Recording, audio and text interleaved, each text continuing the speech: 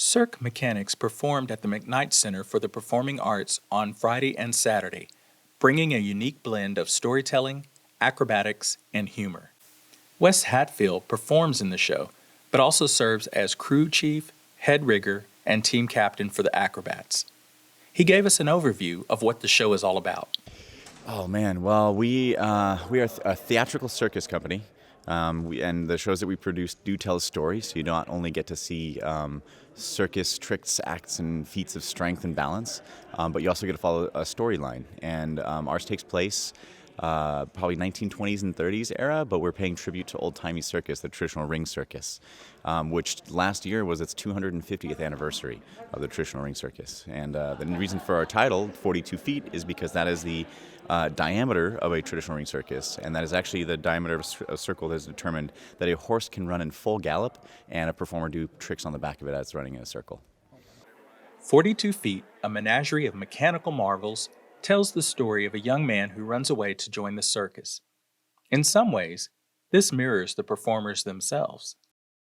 To get to this point, I started off in gymnastics and trampoline when I was a kid. My parents threw me in a gym because I apparently needed something to do with myself. And I competed through all my teen years doing trampoline and tumbling, TNT. And when I graduated high school and moved out of the house, it was, go to college, get an education, maybe pursue an Olympic track, or run away and join the circus. So I actually ran away and joined the circus because I was hired by some friends to do a summer contract at Busch Gardens Water Park out in Virginia.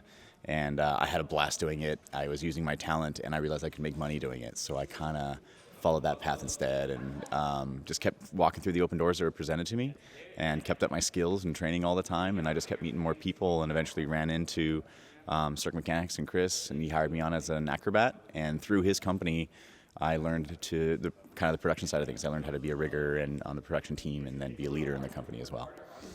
Instead of horses, though, you'll find well-engineered structures and displays of athleticism. It's all part of this unique life the performers have signed up for. And that life can be grueling at times. It does get harder with our touring shows. We're designed to do same-day load and same-day show. And with that being said, we get hired as such. So a lot of times we'll be in a different city every day. So it's, drive overnight or early in the morning, load in, load out, so you see the inside of your hotel, the car, and the theater. So it does get a little bit difficult to have a social life. Sometimes we just stay in places for a little longer. But, we've got social media, the internet nowadays, and that lets you have a little bit of a social life. This show celebrates past and modern circuses, where performers from different places become part of an elite world. It's clear that it is much more than a job, and these are much more than coworkers.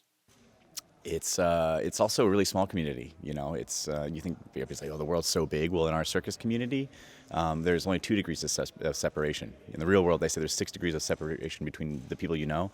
In the circus community, it's definitely 2.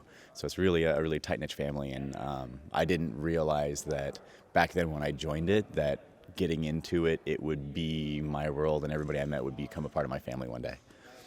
For the Daily O, I'm Christopher Sneed.